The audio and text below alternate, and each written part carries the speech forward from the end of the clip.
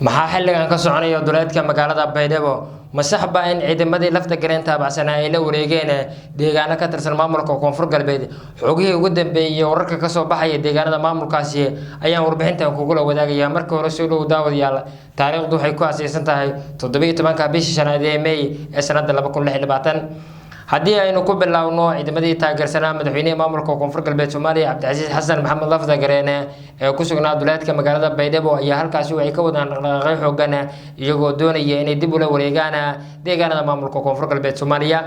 afayeenka maamulkaasi ugaas Xasan Cabdi Maxamed oo arrimahan ka hadlayay muddooyinkii u dambeeyay ayaa waxa uu sheegay in ciidamadiisu uu gadaal ka raacayo madaxweynaha maamulkaasi Cabdicasiis Xasan Maxamed lafta gareene ee ku sugan magaalada Nairobi ee xarunta dalka Kenya ay doonayaan inay la wareegaan magaalada Baydhabo ee xarunta gobolka Baay halkaas oo dawladda Soomaaliya ka wada dhaqaaqyo xooggan kaasi ku doonayso inay ku qabato doorashada golaha deegaanka oo halkaas laga qabtay kuwa golaha wakiilada ee maamulka Koonfur Galbeed iyadoo harsan tahay tan madaxweynaha maamulkaasi oo la doonayay in kursigaasi uu ku fadhiisto gudoomiyaha haatan ah golaha shacabka baarlamaanka Jamhuuriyadda Soomaaliya Sheekh Aadan Maxamed Nuur Aadan Madoobe gudoomiyaha golaha shacabka Sheekh Aadan Maxamed Nuur Aadan Madoobe oo muddooyinkii u dambeeyay ku sugnaa magaalada Baydhabo ayaa halkaas uu ka waday kulamo kala duwan oo ku doonayo inuu isugu keeno shacabka deegaanada maamulka Koonfur Galbeed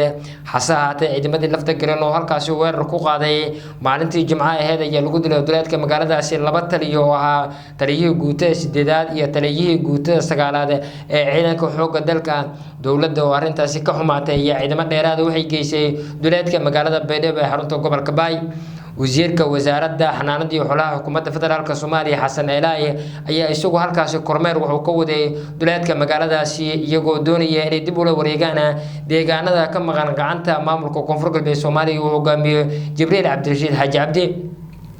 tani markii xukuumaddu hogaaminaya Cabdicasiis Xasan Maxamed lafta gareen laga wareegay deegaanada maamulkaasi waxaa socday dhaqdhaqaaqyo xooggan ee wadaana taliyay ciidanka asluubta Soomaaliya General Cabdiraxmaan Mahad Aadan taliye Shuba iyo madaxweynaha maamulkaasi Cabdicasiis Xasan Maxamed lafta gareen oo doonayay inay dib u la wareegaan deegaanada maamulkaasi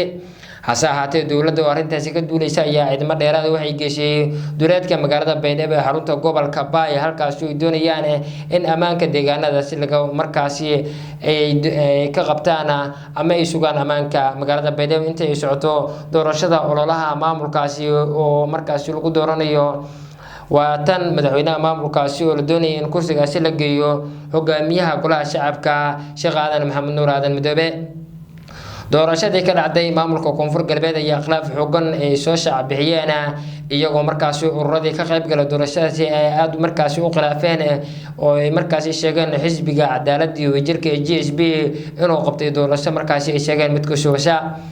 afayeenka maamulka Koonfur Galbeed ugaas Xasan Cabdi Maxamed oo arrimahaasi ka hadlayay waxa uu sheegay in ciidamadiisu ay haatan heegan buuxa ku jiraan oo ay markaasi doonayaan inay qabsadaan deegaanada maamulka Koonfur Galbeed Soomaaliya tani markii xukuumadda maamulka Koonfur Galbeed laga wareegay magaalada Baydhabo waxa soconaya dhaqdhaqaaqyo kala duwan ay iska kaashanayaan maamulada Jubbaland iyo maamulka hore ee maamulka Koonfur Galbeed iyadoo gobolka Baay ay ku sugnaayeen ee degmada Doolo ee gobolkaasi ciidamada taabacsan madaxweynaha maamulkaasi Cabdicasiis Xasan Maxamed lafta gareen dawladda ayaa culays xooggan waxay kala kulmaysaa maamulka Koonfur Galbeed iyo maamulka Galmudug oo ah maamulada hadda ay gacanta ku hayso iyadoo Hirshabelle iyo maamulka markaas ugu daciifsan ee dawladdu ay gacanta ku hayso balse maamulka markaas ay raadeen Galmudug ayaa iyaguna dhaqaaqay waxay ka soo cusboonaadeen maamulkaasi iyadoo taliyaha ciidanka xoogga dalka Sareeyo Guuto Ibraahim Maxamed Maxamuud uu ku sugan yahay magaalada Dhuusamareeb ee xarunta Ayraade waa magaalada Dhuusamareeb ee xarunta maamulkaasi isagoo ka wada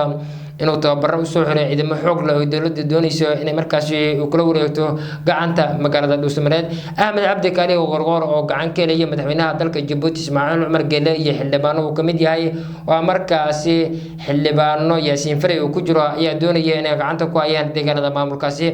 haddaba waxyaabaha ka soo kordhay xiisadda markaasi ka taagan maamulka Koonfur Galbeed wararkeena iyo barnaamijyadeena dambe ayaad ku daawan doontaan